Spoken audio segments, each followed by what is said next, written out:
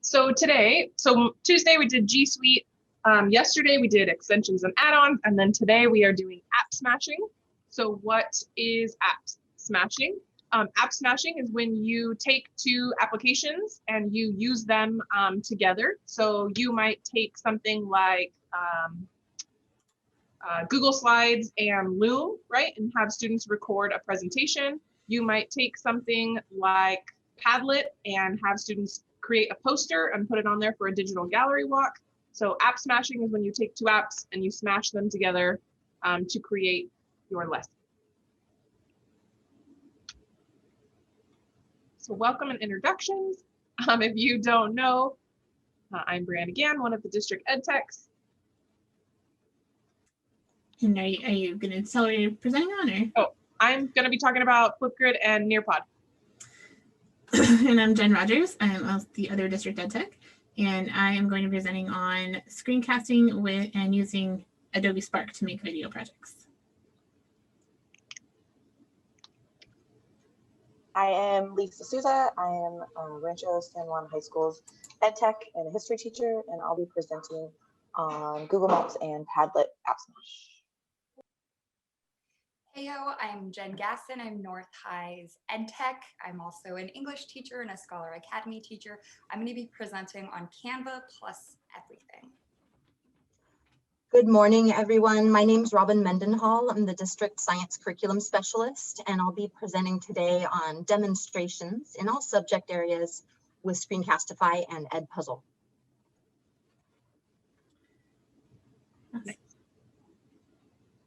So for today's schedule, our first hour, we're going to have our slam where each one of our presenters will slam their two apps, right? They'll give you a little preview of what their deeper dive presentation will be like. Remember that you will need to sign in for each hour. So you're signing in right now in this first hour. After this, we'll take a break, and then you will head to a breakout room based on which presenter or which topic you want to learn more about. There, the presenter will deeper dive into their apps that they're smashing together. They'll have a specific sign-in link for you. So when you come back, you'll sign in there. You'll then have another break and you'll come back to the sandbox. So the sandbox, you'll come back to the same link that you were in the deep dive. And then when you are there, you'll sign in for the third time. And the sandbox is really 45 minutes for you to play around, to start creating something, to brainstorm with other people who are in your session about how you can use the apps that you learned about. So it's really your planning time, your collaborating time. And I'm just going to say it, yesterday in my session was really powerful because there was people asking some questions, they were unmuting, and then there was people that were in the session that were like, oh, I did this, or I've tried this, and sharing resources. And so it was a really powerful time to connect with colleagues and share. So remember that you're going to sign in each time. So you should sign in 3 times. Thank you. Yeah, and one of the most powerful things I find about the sandbox time is the sharing that happens from it. So we're sharing within a group, but within the session that we're in, but we're also sharing on a Padlet, so everybody gets to see what was done in the other sessions and gets resources that were created or shared from those sessions as well. So it's really powerful. All right, our expectations and norms for today are to, of course, participate fully and positively, which we all do such a great job at. Oh, I forgot the first 4 being the most important: to participate, learn, grow, and innovate. Give our speakers your complete attention. It's difficult at home with distractions, so do the best you can. Please feel free to engage in the chat to ask questions and share ideas. During the slam session, please keep your mic muted as it will be going fast and the presenters will not have time to answer questions verbally during the slam, but you can save those questions for the deep dive, or you can ask them in the chat. Like Brianna said, you're signing in at the beginning of each session. So please don't pre-sign in for later sessions in case something happens and you're not able to attend. It keeps our paperwork cleaner. And it also is an expectation that we're going to share in the sandbox so that we're all sharing and our resources and amazing work together with everybody. And of course, in case of technical difficulties, just carry on as best you can.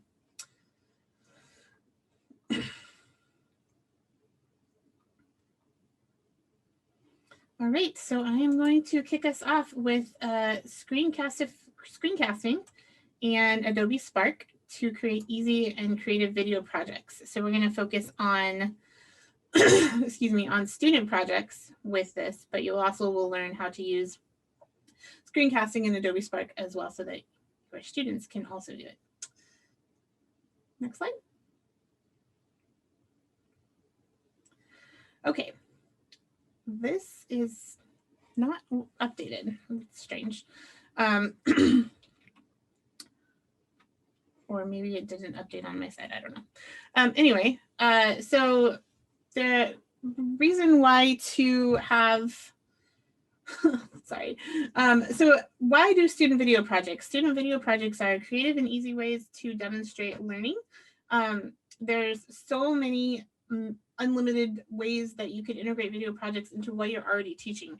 And I think that's where some teachers might feel a little apprehensive about it because they think, oh, it's another thing, but it doesn't have to be another thing. So it can be a really creative option for students to demonstrate what they've learned. It's also very UDL and PBL aligned, so Universal Design for Learning, where you're giving students choice and allowing them to demonstrate their knowledge based on how, with the skills that they have, and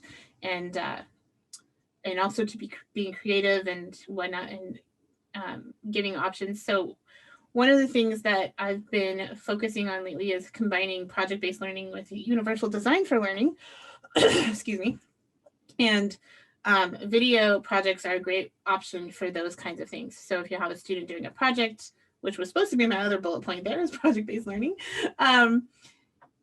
you might have several choices for them on a choice board or whatever it might be, and video projects are a great option for that as well.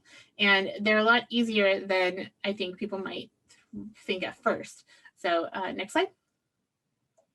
So what we're going to be looking at today is screencasting.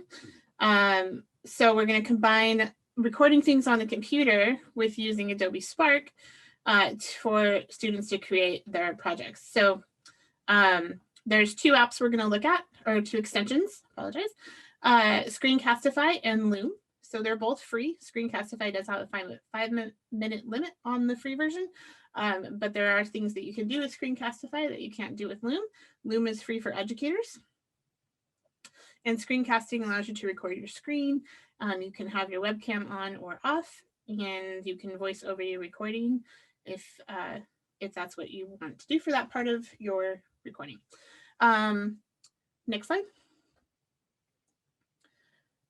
And then we're going to be spending a little bit more time looking at Adobe Spark Video, which is a free product from Adobe where you can create videos in a fairly intuitive way. It's kind of like building a slideshow, but it's a video.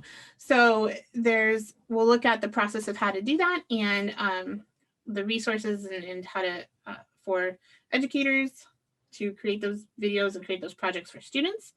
And Brianna, if you can click on the video there, this is a video that I created for a summer class I was in. That's basically an advertisement for Adobe Spark that was made on Adobe Spark. Go ahead. Have you been looking for a way for students to add some sparkle and creativity in their work? Have you found yourself reviewing student work and thinking to yourself, not another boring slideshow? Then introduce your students to Adobe Spark, and they'll be creating videos in just minutes. Using Adobe Spark is so simple that you really don't even need to give students too much direction.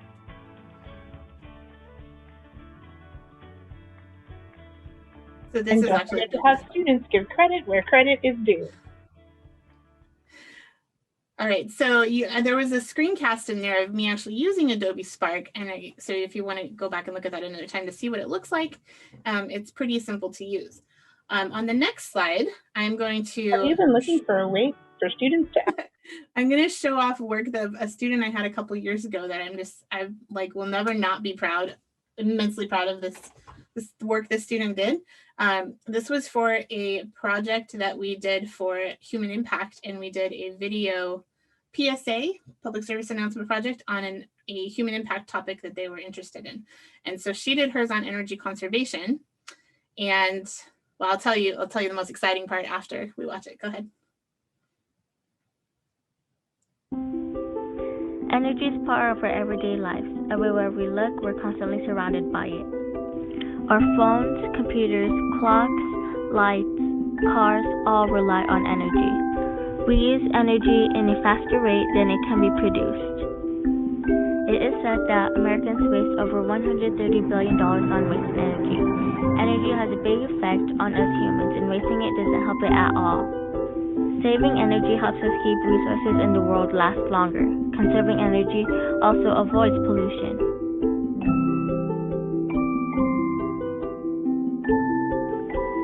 We only have a limited amount of energy in the world, and if we continue wasting energy, it will eventually run out.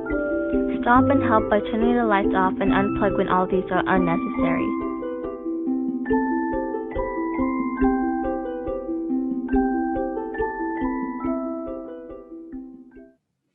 So that was a video, like you said, created with Adobe Spark. And while it doesn't combine screencasting, it still had to show what students can do with using Adobe Spark with very little instruction from me. I basically gave them a program and showed them how to at least like get started.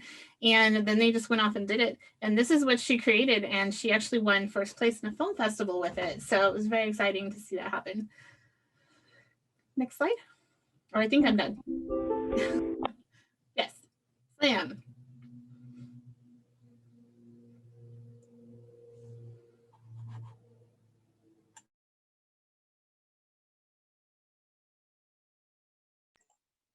Hi. Okay, so I'm here to present Google Maps and Padlet, and I have a little video for you guys to watch to introduce it. So if whoever's doing the slideshow can hit play. Good morning, SUHSD. I'm Lisa Souza from Rancho San Juan High School. I'm the ed tech there and a history teacher. And I'm here this morning to show you how I app smashed Padlet and Google My Maps. If you come to my PD this afternoon, you'll get to dig a little deeper onto how to actually make a Google Map and how to make a Padlet, and then have planning time to figure out what you want to do to mash these two awesome apps together. So to give you a brief look at how it could be done, I want to show you my students' Vietnam project.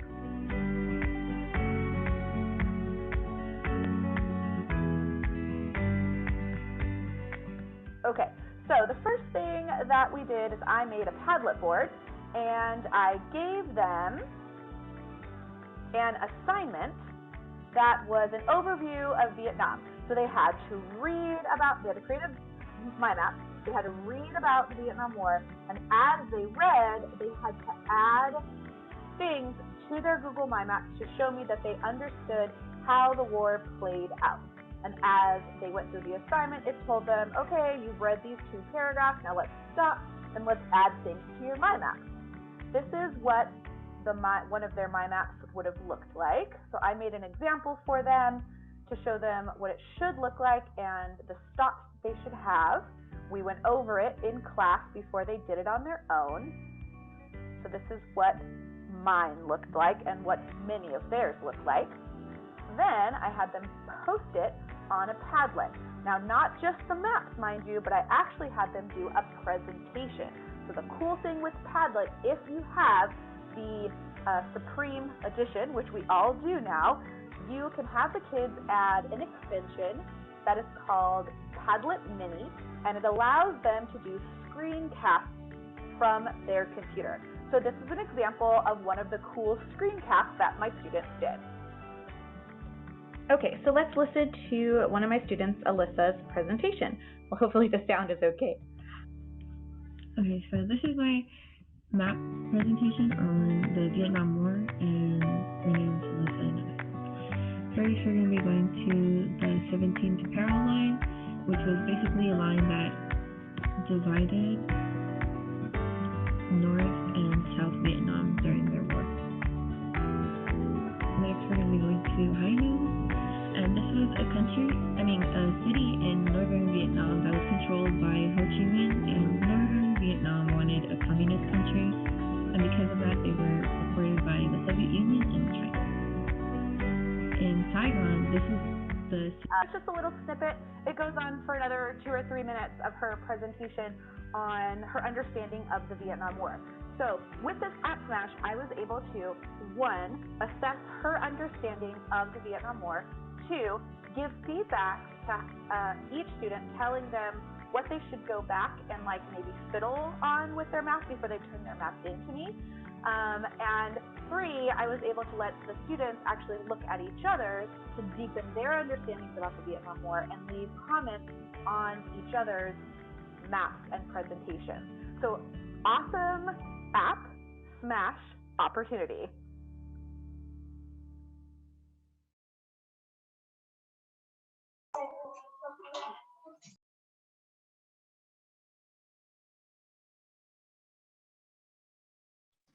Jen, Alright. you want to share or? I will. Yeah. Okay.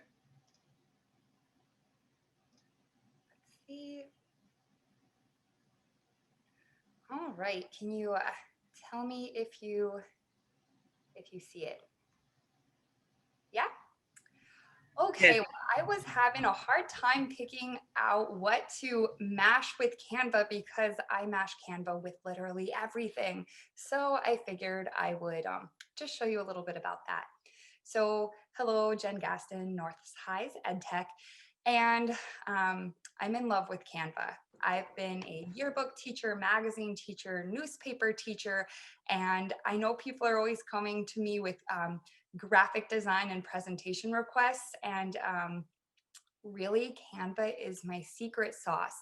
It's a platform with templates for literally everything. So what you're seeing here on this slide is just some stuff that I did in the past year or 2 for North High. On the top left, we use this for our PBIS and our interventions menus. We used it for posters for our VIV store or yoga in the library.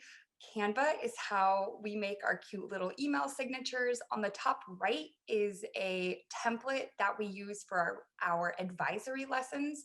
And even at the beginning of the school, we did these little teacher bios. The template for that was made in Canva. So I use Canva for everything.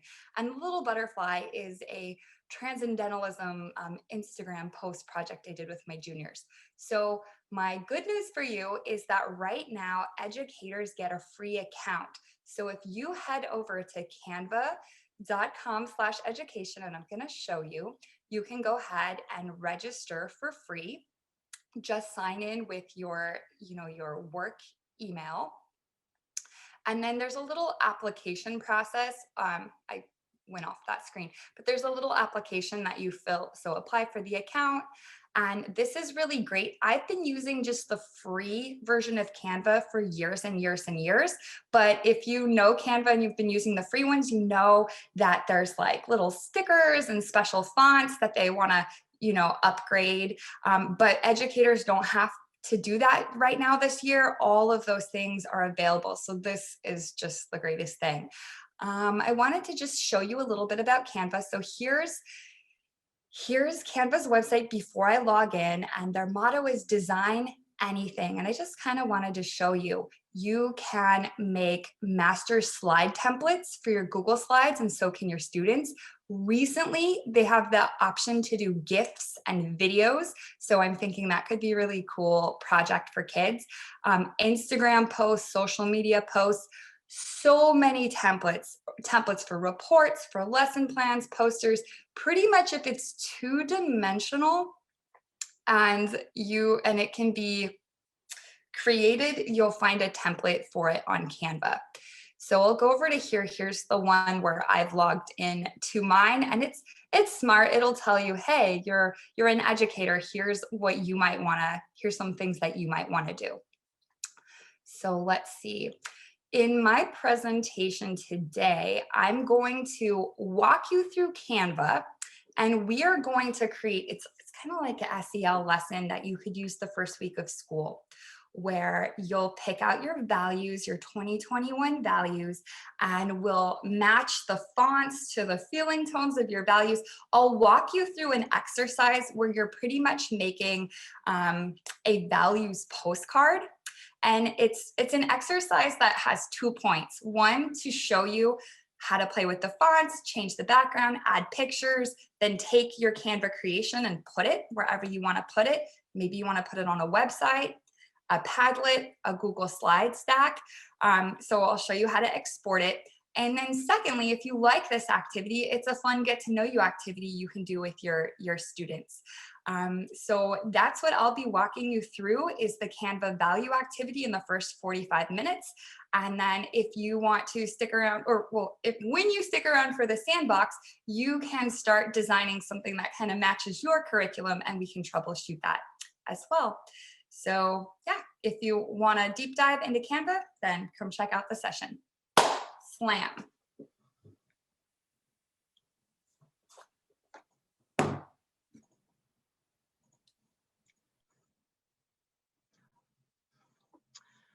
Right. Good morning, everyone. In my session today, we will explore the tools and features of both Screencastify, so another session on Screencastify, and Edpuzzle used in combination for distance learning. Since we cannot interact right now with students using hands-on materials, this combination or smashing of apps for demonstrations is a workaround for not sharing that physical space with students. Screencastify, as Jen mentioned, is a Chrome extension that can be used to record quick 5-minute demonstrations in any subject area. So I know PE teachers are doing demonstrations for students of workouts. Students are doing demonstrations too, and both students and teachers could use this Chrome extension. In PE, in art and music, teachers could be demonstrating processes and skills. Of course, in science, we would be demonstrating labs and experiments. And in ELA and social studies classes, I can imagine teachers showing physical documents on their tabletop and how to annotate, edit, or interact with documents, like in social studies, coding, primary source documents. I really like Screencastify for how quick it is to open up and how simple it is to use. Beyond using Screencastify for demonstrations, you can see here a teacher might use this tool for a quick recap of a video after they've taught a class. For those students who missed part of the class, the whole class, or just any student who needs a little bit more time to review the most important concepts. You could choose to point the camera right at your tabletop, which I'm going to model in my session, showing your hands working with materials. You could point the camera at your face to build rapport, or you could show your screen and tab with a combination of your camera or not showing. As well as those things, teachers might use Screencastify to show student work while they're describing how students might grow, giving feedback to students, or communicating with parents. And of course, students have been using Screencastify in classes in our district to share their thinking, to share their learning with peers and with their teachers. So if you haven't used it yet, it's great. Edpuzzle, all by itself, is a very powerful app for teaching and learning, distance learning, or in person. If you haven't used Edpuzzle yet, students using Edpuzzle can watch any video clip at their own pace. They can rewind as needed to rewatch and actively be learning while responding to their teachers' embedded questions. Since our district has paid for a pro account this year, teachers have unlimited storage space, and also both teachers and students can access Edpuzzle through Clever. Teachers can search for videos, and I'll show you that here in just a moment, and edit the questions and then share those videos with one another. So I'm going to show you my Edpuzzle screen quickly. I wanted to point out a couple of things, especially for those of you who have not been using Edpuzzle already. You can see in the middle, there's curriculum for middle school in all different subject areas, high school as well. I'm going to click quickly through if I were a science teacher teaching science in high school, perhaps chemistry, and I were working with students on moles and stoichiometry. I could go to some basic level videos that have already been made. You can see the time, you can see the number of questions, and when you open that, you can edit the questions. And then it'll automatically save in your content. You can see if you look at your site, if we looked at just science, we have some very prolific users in science. If we look at math, lots and lots of teachers are using this throughout your sites, throughout our district, and you can build on their ideas and modify their work. And I also wanted to show you here within the thumbnails, I mentioned already, you can see I'm mousing over the time. So you can see the time for any video. Really good idea. I saw in the chat already to keep videos short and to keep the number of questions down to a minimum. And if you needed to organize here, you can put these different videos into folders. You can see I have one folder up above for my shape of life videos that I've used in the past. The one other thing that I wanted to share with you is how to have students, I'm gonna try to get that to go away, making their videos so that you can flip this over just like with Screencastify and have students be the creators. This is new to me, but really exciting. Under Create Student Project, you could have students give them a topic and have them select a video and embed their own questions. So I found that to be really powerful. And here are just some screenshots of multiple choice and short answer questions that you might be able to use. And that's it. Just trying to stop sharing. Stop share. There it is.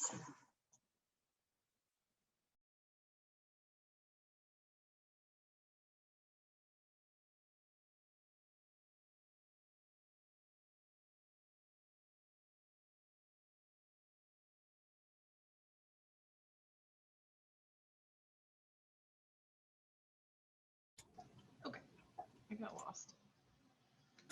Here we go.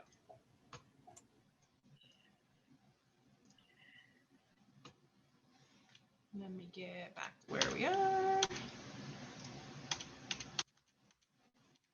Okay, so I am going to be presenting on fostering collaboration using Nearpod and Flipgrid. So if you haven't heard of Flipgrid, Flipgrid is a place where students can record videos and then you can turn on or off having students respond to each other's videos. So it ends up looking something like, let's see, like this with little videos. Let's see, how can I click into it? So with little videos of teachers or students recording their learning, right? And then you're able to leave comments or add a video back to other students. So in this time when we're not able to see our students because they might not have their screens turned on, you can use Flipgrid and to engage with them and have them engage with each other. So I wanted to point out that Flipgrid isn't just about recording videos, it's about learning, right? It's that learning is social, that we learn from each other. And so they're able to watch each other's videos and maybe they're able to get something else from another student that they didn't think about before. And then they're able to add that to their thinking. So learning can happen anywhere at any time. Learning is really social, about making connections, about exploring, promoting, that everyone is a teacher, right? And everyone is a learner. So we are gonna look at how you can take Flipgrid and put that into Nearpod. So this year, the district has purchased premium Nearpod. One new feature in Nearpod is that you can just add Flipgrids from Nearpod now, right? Where you don't have to go make a separate link. If you're using Nearpod, you can easily embed a Flipgrid into your Nearpod lesson.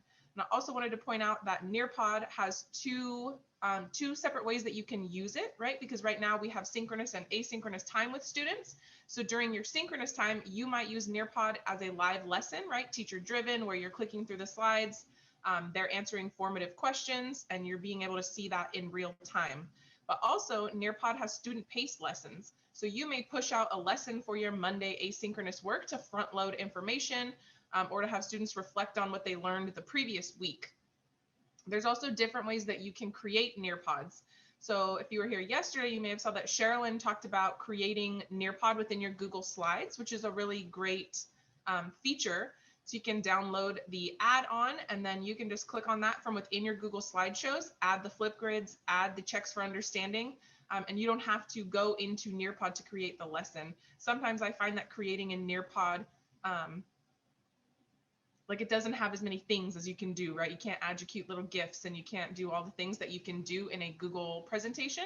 But using the add-on, you can do all of those things and all of the things in Nearpod for your either live or student-paced lessons. So also in these slides, these are links to little videos to get you started if you've never created in Nearpod or created in Google Slides with Nearpod. So also in my little session, we're going to be looking at a strategy called a roundtable reflection. So where you can take Nearpod and Flipgrid and have students respond to an essential question. You can then have them watch 2 of their peers' responses and respond to them, right? We can talk about how you can add sentence frames to help your students, and then how students can then respond to their own Flipgrid with the new things that they've learned from their peers, right? So I would record a Flipgrid, and then I would have a group, or the teacher would assign me 2 people to look at. I would listen to theirs, respond to them. Then I would go back and edit my Flipgrid with the new information that I gained from my peers. So we'll be talking about using Nearpod and Flipgrid, looking at a strategy for roundtable reflections, and then I'll be providing you some templates. Those templates are also linked in here if you're interested in that. And blam, slam.